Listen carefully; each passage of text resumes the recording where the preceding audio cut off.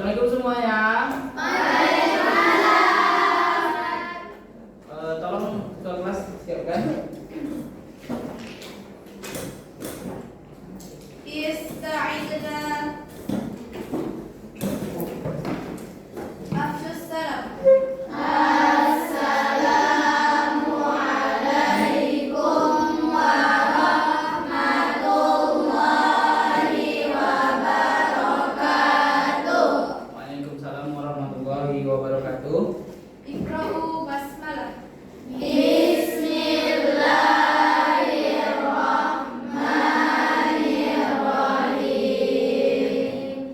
Oke, hari ini kita masuk kepada pengertian artikel ilmiah populer. Sebelum kita masuk, Ustaz mau tanya materi bab sebelum artikel ilmiah populer apa?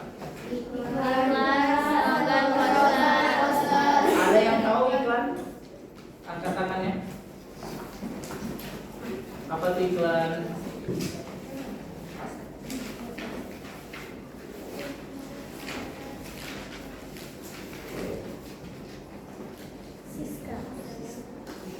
Siska, silakan. Iklan merupakan media untuk menyampaikan pesan berupa informasi tentang sebuah produk atau jasa. Oke, yang pasti iklan itu dia menginginkan keuntungan. Oke, bentar. Itu refleksi untuk materi minggu lalu. Sekarang kita absen.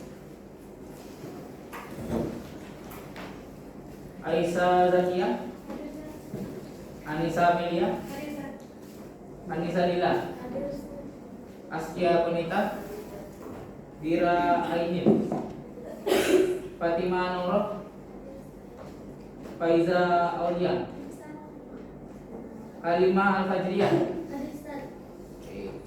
Kaila Nur Milayati, Marsa Maisarah, Mutia Nafisa, Muwafaqo, Nafeza, Najwa Miftah, Nesya Anamira, Salwa Waziratul, Sakira Nur Afifah, Sylvia Akila, Siska Sriwalini, Sakira Ginatisya, Tri Amanda Islami, Zahara Akila Putri, Zahara Tifania. Oke, ada semua ya? Oke.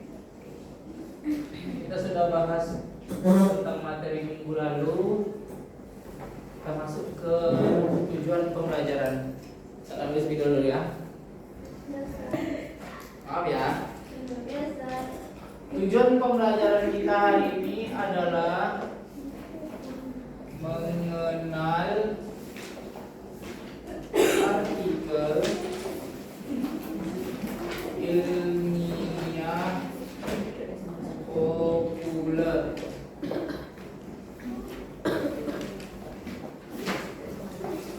Nanti Ustadz maunya silahkan membentuk kelompok yang akan Ustadz bagi nanti lewat undian. Sudah dibantu, sudah disiapkan sama sekretaris, terima kasih. Lalu kita masuk dulu ke materinya ya, sebelum memulai diskusi kelompok tentang pengertian artikel ilmiah. Boleh dicatat, boleh disimak aja, tidak apa-apa. Mulai dari pengertian artikel ilmiah populer sendiri adalah karya tulis yang bersifat ilmu atau mengandung ilmu pengetahuan sesuai dengan kebutuhan masyarakat pada umumnya serta mudah dipahami orang banyak. Biasanya contoh artikel ilmiah populer ini ada yang mengenai sekolah difabel, ada lagi yang tahu contoh dari kalian? Ada yang pernah baca nggak artikel ilmiah populer? Silakan. Makanan sehat untuk jiwa yang kuat. Makanan sehat untuk jiwa yang kuat. Ada lagi?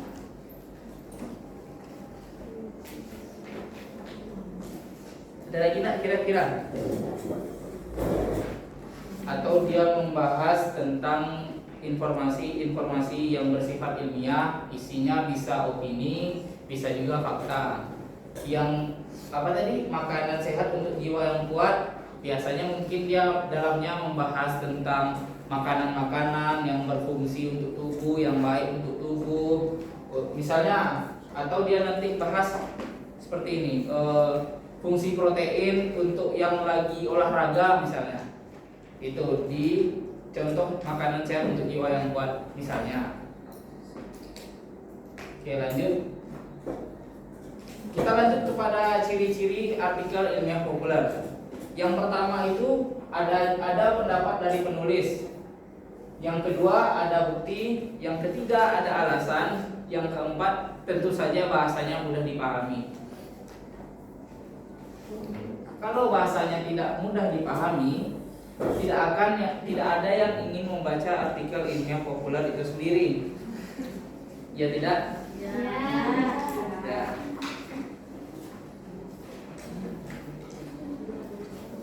Oke. Yang saya terangkan tadi ada di dalam artikel ilmiah populer ini ada fakta dan ada opini. Dari segi isi artikel ilmiah populer mengandung fakta yang sesuai dengan kenyataan kalau untuk fakta. Kalau untuk opini bisa sesuai atau tidak sesuai tergantung pada kepentingan tertentu.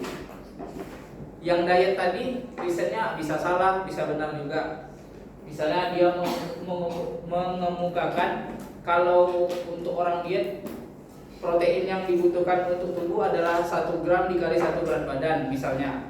Tapi ada riset lain yang bilang yang lebih akurat 1,5 gram kali berat badan itu yang paling efektif untuk membangun massa otot. Misal di dalam artikelnya seperti itu. Jadi bisa sesuai, bisa tidak sesuai tergantung dengan tujuan penulis itu sendiri. Kita lanjut kepada dari segi kebenaran dari fakta tentu saja bisa dibuktikan. Tapi kalau opini dapat benar atau dapat salah bergantung pada pendukung atau konteksnya. Yang ketiga ada pengungkapan, yakni kalau fakta cenderung deskriptif dan apa adanya. Deskriptif sendiri adalah ada yang tahu deskriptif? Ada yang tahu? Menjelaskan? Oke. Deskriptif sendiri ya itu cenderung menjelaskan apa adanya. Kalau opini biasanya argumentatif. Argumentatif sendiri yakni berarti memiliki atau mengandung alasan yang dapat digunakan sebagai bukti. Kita lanjut kepada 4 yakni penalaran. Kalau fakta sendiri cenderung induktif dan opini cenderung deduktif. Apa itu induktif? Induktif adalah kalimat utamanya berada di akhir paragraf, kalimat yang mengandung kesimpulan dari suatu pembahasan yang ada pada paragraf. Sedangkan deduktif adalah kalimat utamanya terletak pada awal paragraf, kalimatnya berisi tentang pernyataan yang bersifat umum. Oke, lanjut. Struktur artikel ilmiah populer ada judul, pendahuluan, isi, dan penutup. Ada 4 struktur.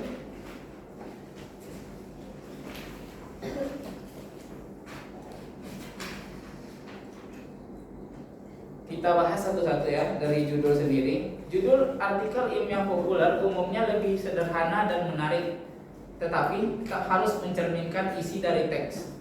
Judul yang sederhana dan menarik ini rasa penasaran dan ketertarikan para pembaca.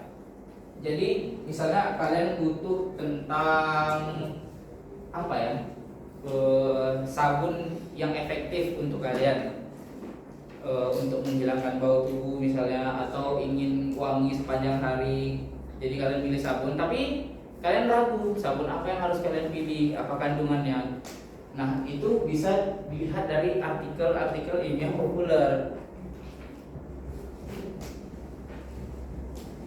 Dan yang kalian lihat di sana adalah melalui judulnya. Misalnya diketik sabun yang efektif dalam menghilangkan bau tubuh. Salah. Nanti di internet akan keluar tuh banyak referensinya, sabun-sabunnya, dijelasinnya lewat artikel ilmiah populer ini. Tergantung dari tujuan kalian, dan judul ini harus menarik. Kalau tidak menarik, tidak ada yang mau baca. Betul tidak? Oke. Kita lanjut kepada pendahuluan. Pendahuluan adalah bagian yang menjelaskan tentang pengenalan atau pembukaan dari artikel ilmiah populer itu sendiri. Di sini penulis menjelaskan latar belakang dan metode yang digunakan dalam pembuatan artikel ilmiah populer tersebut. Kita lanjut kepada isi. Di dalam bagian ini berisi pandangan dan analisis penulis mengenai topik yang akan dibahas. Biasanya penulis akan menambahkan beberapa argumen dari para ahli dan data yang mendukung saat penulisan. Yang keempat yaitu penutup. Penutup berisi tentang kesimpulan penulis tentang suatu topik yang sudah dianalisis. Bisa topik, bisa benda, bisa konflik, bisa apa lagi ya, kasus-kasus itu contohnya.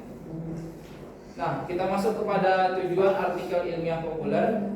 Sampai sini ada yang mau bertanya?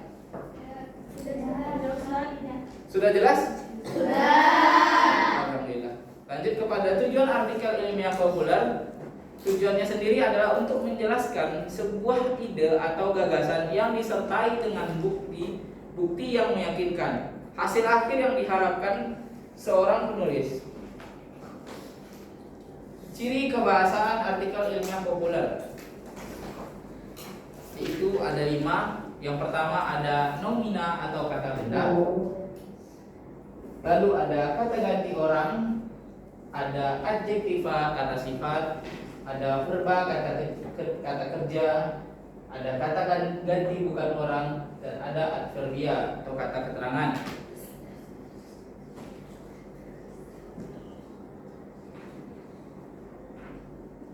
Silakan dicatat.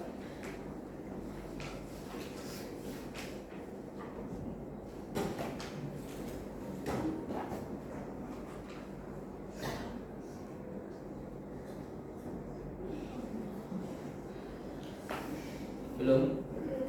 Ya. Enggak aja kita.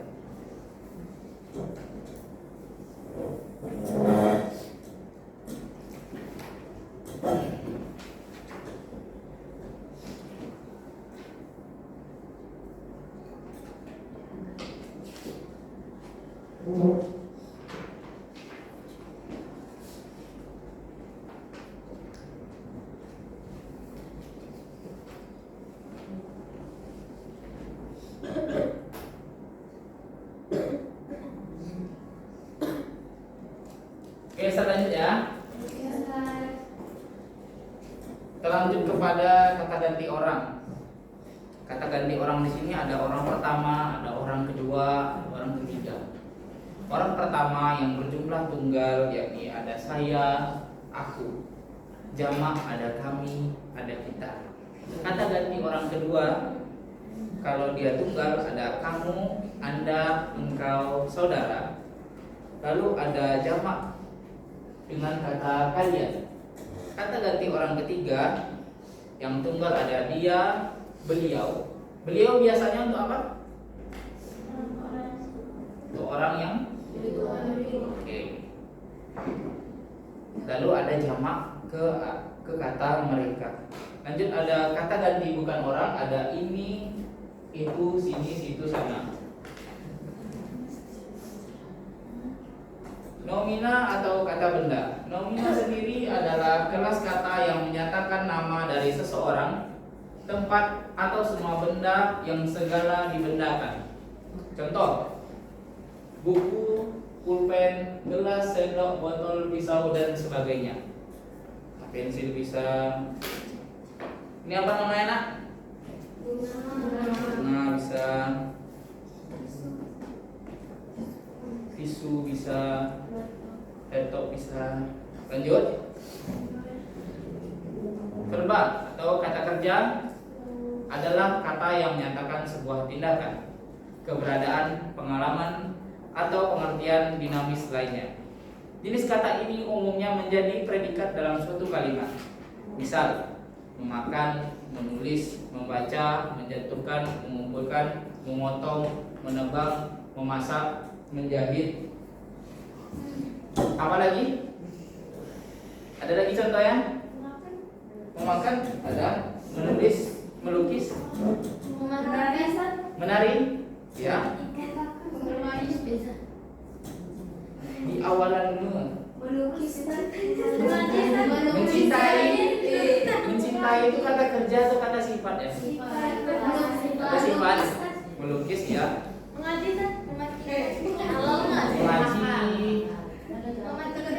bisa. Menghafal, bisa. Mematikan apa dulu nih? Oke. Jangan dong.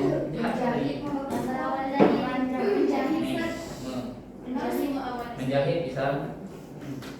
Menjahit baju, menjahit kaki. Lanjut. Menjahit apa? Oh iya, operasi biasanya. Lanjut kepada adjektiva. Adjektiva sendiri adalah kata sifat yang menerangkan kuantitas, kecukupan, urutan, kualitas maupun penekanan suatu kata. Contohnya ada keras, jauh, dan kaya. Ada lagi contohnya dari kalian? Lembut bisa. Karat itu sifat atau ramah ya. Pemarah ya.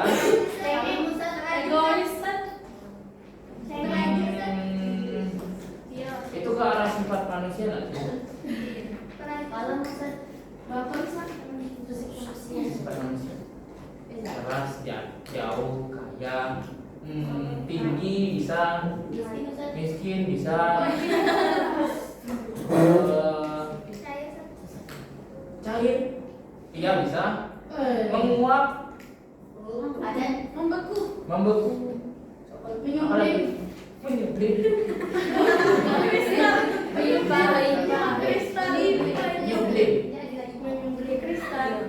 mengkristal,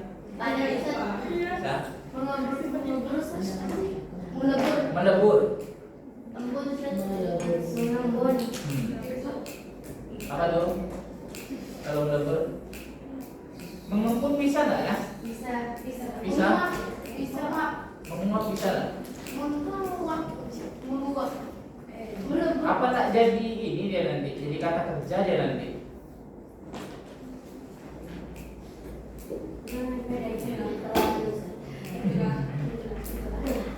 Oke, lanjut.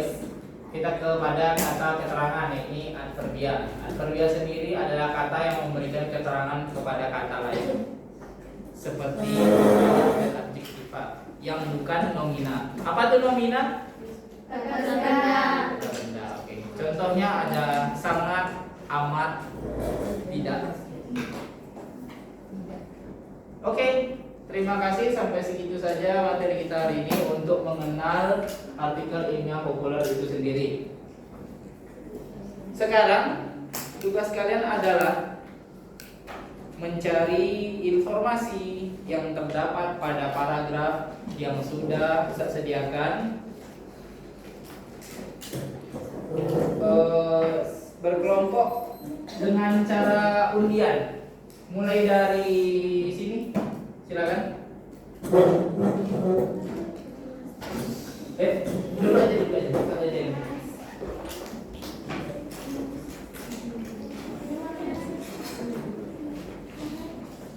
Jangan buka dulu ya.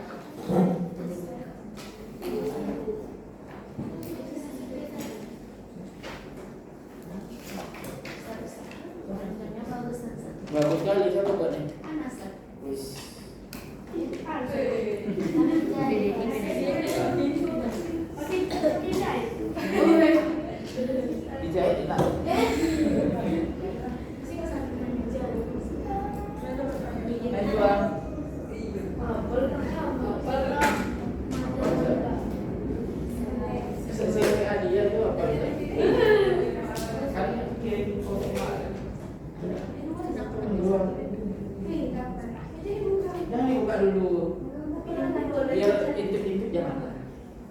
sabar.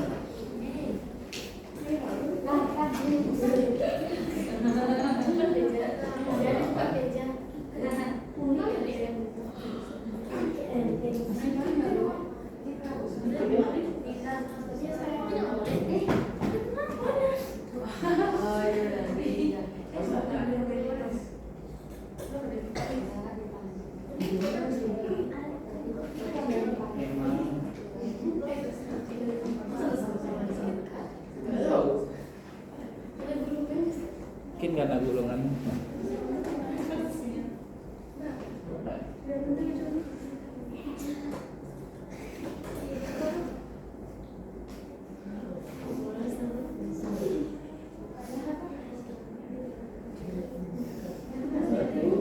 Ada 3 lagi.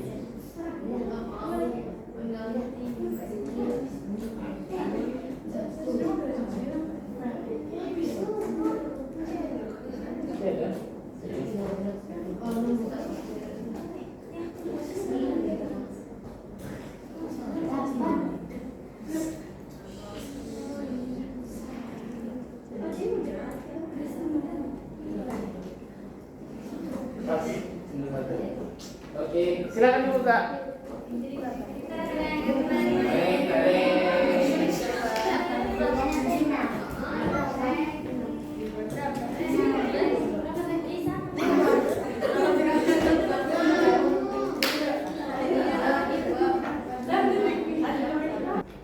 Oke, sudah dibagikan? Jadi ada 4 kelompok. Masing-masing dari kalian Ustaz bagikan ya. Udah tahu tugasnya apa? Udah. Apa tuh? Apa saya kira? Mencari informasi dari teks ilmiah populer. Oke. Artikel. Nah.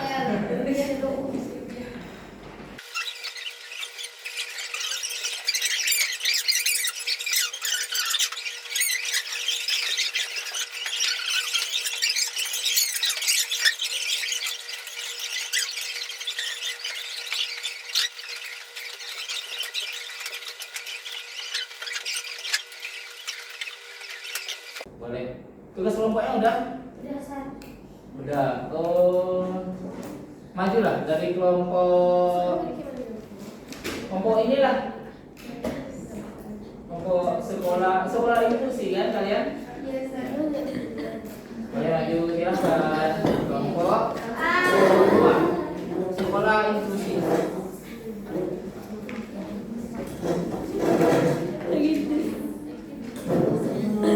Di sebelah sini aja. Enggak apa-apa. Jadi nak membelakangi kalian. Biar nampak ya. Di sini aja. Di depan aja.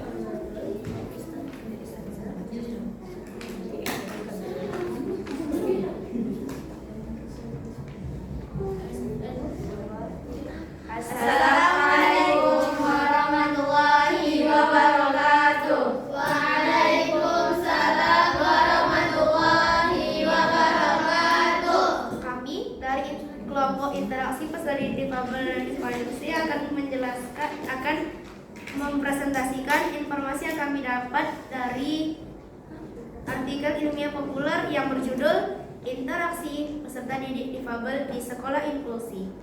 Yang pertama, informasi. Peserta didik difabel adalah peserta didik yang mengalami keterbatasan, baik segi fisik maupun mental, terdapat di paragraf pertama.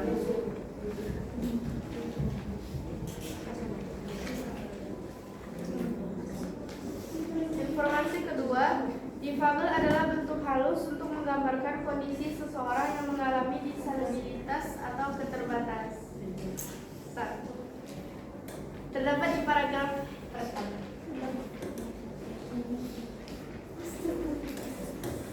Tiga interaksi peserta didik difabel dapat dilakukan dengan interaksi simbolik atau interaksi menggunakan simbol-simbol, terdapat pada paragraf kedua.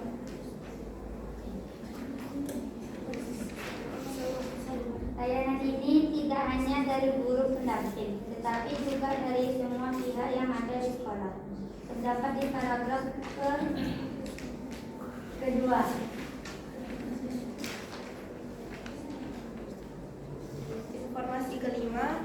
semua pihak saling bersinergi menerima kebenaran peserta didik difabel di sekolah inklusi. Informasi ini terdapat di paragraf 3. Informasi yang keenam adalah sekolah inklusi memberikan layanan khusus terhadap peserta didik difabel dalam berinteraksi. Terdapat di paragraf 1. Sekian dari presentasi kami. Apakah ada yang mau bertanya tentang informasi ini? Karena tidak ada, kami sudahi. Wassalamualaikum warahmatullahi wabarakatuh. Waalaikumsalam warahmatullahi wabarakatuh. Terima kasih kelompok sekolah inklusi. Oke, kita lanjut kepada kelompok mana lagi ya? Kelompok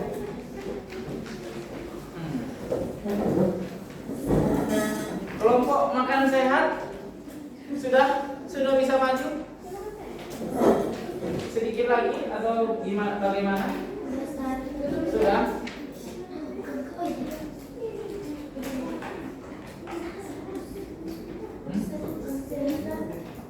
Belum?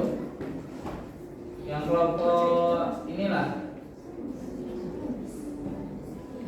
Apa bahasan kalian? Oke, silakan.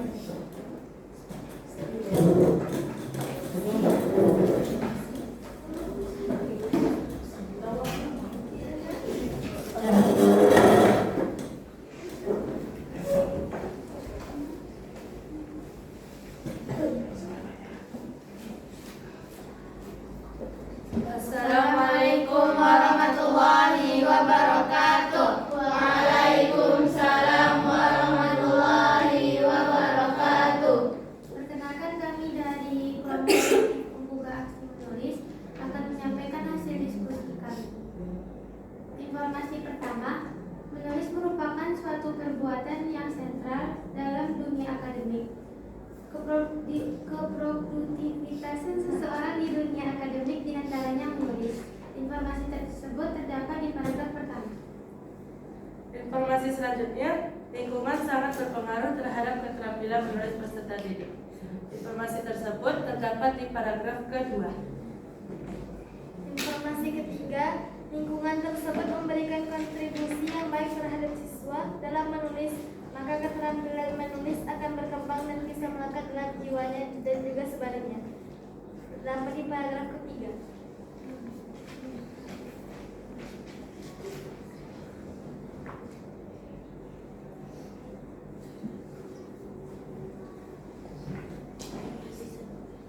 Informasi keempat, kita sebagai seorang punya PR besar, yaitu pendidikan sebagai partner dan cermin peserta didik.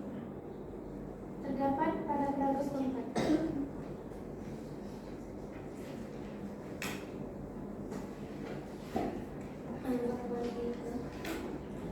Informasi kelima, pendidik yang mengubah pola pikir peserta didik produktif di dunia menulis. Terdapat paragraf keempat. Informasi keenam, pendidik yang bisa membayarkan nilai-nilai kuno menjadi reproduksi budaya atau lingkungan konsisten penulis. Terdapat pada paragraf keempat. Mungkin sekian dari kami. Apakah ada yang ingin bertanya? Sudah jelas? Sudah. Oke. Kami sudahi. Wabillahi taufiq wal hidayah. Wassalamualaikum warahmatullahi wabarakatuh. Waalaikumsalam warahmatullahi wabarakatuh. Silakan duduk. Dari kelompok 2 yang membahas tentang motif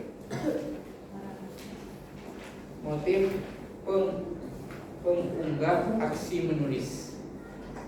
Kelompok selanjutnya yaitu kelompok ini tadi 1, 2, 3 lah.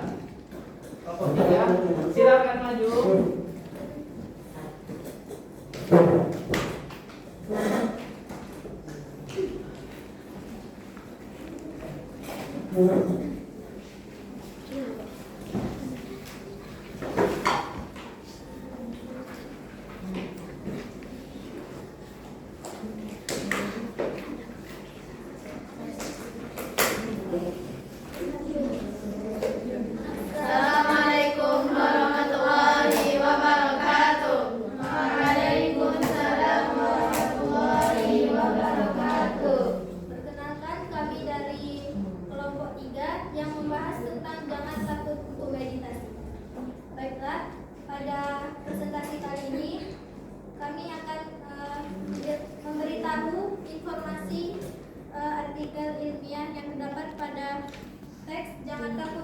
meditasi. Informasi pertama, meditasi adalah cara untuk melatih dan memahami pikiran, perasaan, dan sensasi fisik sehingga kita bisa memahaminya lebih baik. Meditasi melatih untuk fokus kepada suatu titik. Di sana kita akan mendapatkan petunjuk atau jawaban dari apa yang kita pertanyakan. Selain itu, kita akan mendapatkan energi positif yang dapat kembali. Tujuan meditasi adalah menghubungkan pikiran sadar dan pikiran alam bawah sadar, meningkatkan kesadaran, dan mengendalikan pernapasan. Informasi tersebut terdapat di paragraf pertama. Yang kedua, rutin melakukan meditasi dipercaya dapat mengurangi kadar sitokin yang dilepaskan sebagai respon terhadap stres yang dapat mempengaruhi suasana hati dan lama-kelamaan menjadi gangguan mental. Informasi tersebut terdapat di paragraf keempat.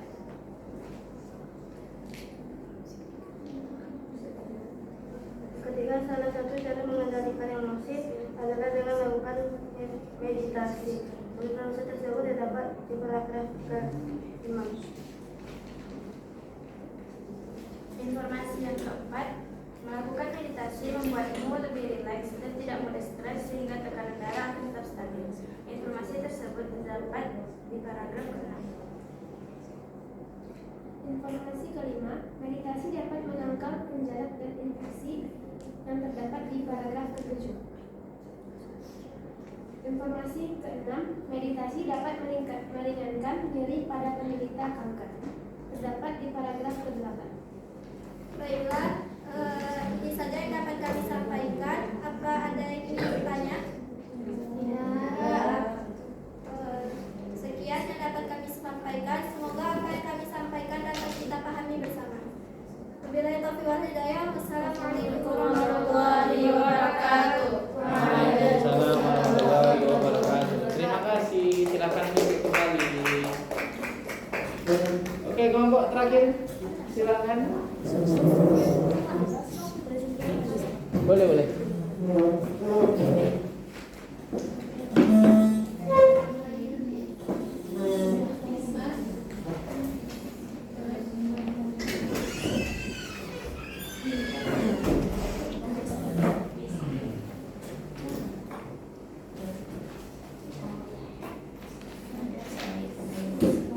Silakan dimulai. Assalamualaikum warahmatullahi wabarakatuh. Waalaikumsalam warahmatullahi wabarakatuh. Kami dari kelompok 4 akan mempresentasikan hasil diskusi kami, yaitu tentang makan sehat untuk jiwa yang kuat, yaitu akan dijelaskan oleh Faiza. Informasi pertama yaitu makanan sehat adalah makanan yang bebas dari bahan-bahan bahaya seperti pengawet, pewarna, MSG, pemanis buatan, dan lain-lainnya. Informasi ini terdapat di paragraf pertama. Informasi kedua, sebelum mengkonsumsi makanan sehat, kita perlu pintar memilih bahan makanan yang sehat. Baik saat membeli, contohnya ketika membeli daging sapi, caranya: 1. Perhatikan warnanya. 2. Teksturnya masih kental. 3. Perhatikan bau dagingnya. 4. Pilihlah daging sapi yang tidak benar. Informasi tersebut terdapat pada paragraf kedua. Informasi ketiga yaitu mengkonsumsi tomat akan membuat mata sehat, tetapi jika berlebihan akan menyebabkan rambut rontok. Mengkonsumsi alpukat dapat melindungi kulit dari sinar UV. Informasi tersebut terdapat di paragraf ketiga. Informasi keempat, diet yang dianjurkan adalah penurunan berat badan secara bertahap seperti 0,5 kilo sampai 1 kilo per minggu. Dinilai aman untuk diet. Bentuk pendampingan diet sehat adalah banyak bergerak atau olahraga supaya hasilnya maksimal. Informasi ini terdapat di paragraf nomor 4. Demikian yang dapat kami presentasikan. Apa ada pertanyaan? Tidak. Baik, kalau tidak ada pertanyaan sampai di sini, mohon maaf bila ada kesalahan. Assalamualaikum warahmatullahi wabarakatuh. Waalaikumsalam warahmatullahi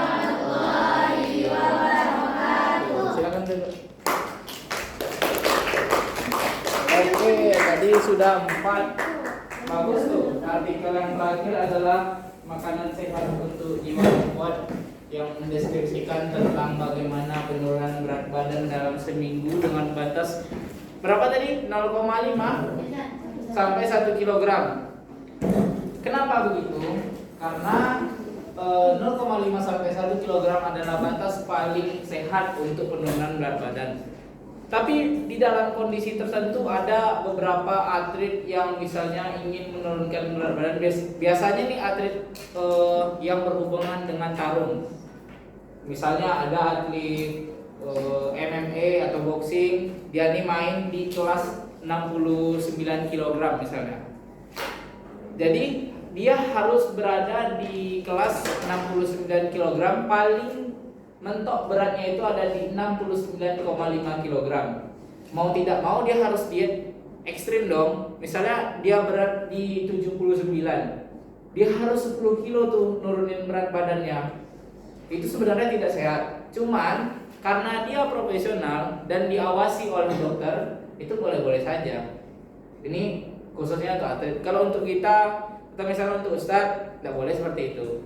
10 kilo dalam 1 bulan itu sangat-sangat berbahaya. Banyak penyakit lain yang bisa menyerang tubuh kalau kita kehilangan berat terlalu cepat. Oke, kita sampai di pada penghujung mengenal artikel ilmiah populer PP kita tadi. Sekarang pesertanya ke masing-masing kelompok. Ada nggak kalian menemukan fakta atau opini di dalam teks yang sudah saya berikan? Ada. Coba tunjuk tangan. Silakan dibacakan di paragraf keberapa? Silakan, saya bisa. Di paragraf kedua, berdasarkan penelitian yang dilakukan oleh Prasetyo 2010 halaman 15, interaksi terhadap peserta didik difabel dapat dilakukan dengan interaksi simbolik atau interaksi menggunakan simbol-simbol seperti dengan puzzle, gambar, dan simbol-simbol pendukung lainnya. Terdapat di paragraf kedua. Oke, terima kasih. Sekira, silakan. Ini kalimat optimis tadi. Kalimatnya itu inovasi menulis akan tumbuh pada siswa atau mahasiswa jika peran guru sebagai pendidik dioptimalkan kepada peserta didik tersebut dengan memberi pemahaman menulis instruktif. Oke, boleh. Silakan. Oh, masih ada lanjutnya? Terdapat pada paragraf kedua. Terdapat pada paragraf kedua. Nama teksnya? Motif pengunggah aksi menulis. Boleh, silakan.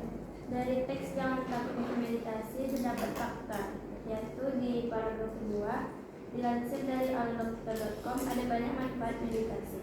Yang pertama dapat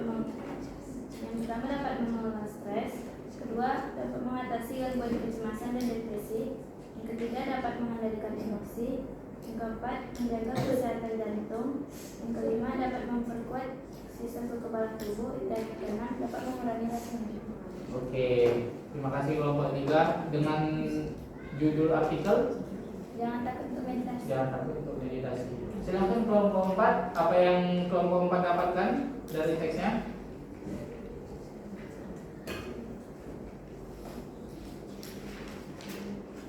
Kami mendapatkan fakta. Oke, agak kuat bacanya dikit. Dilansir dari halodo.com, terdapat banyak jenis makanan sehat yang bisa kita konsumsi setiap hari. Di antaranya adalah sayur-sayuran, terutama sayuran hijau seperti brokoli, karena memiliki senyawa yang dapat mengurangi risiko penyakit jantung, diabetes, dan beberapa penyakit kanker. Kami menemukan fakta ini di paragraf pertama. Oke, terima kasih kepada kelompok 4 dengan judul artikel Makanan sehat untuk jiwa yang kuat. Makanan sehat untuk jiwa yang kuat. Oke, dari materi yang Ustaz sampaikan kira-kira sudah jelas?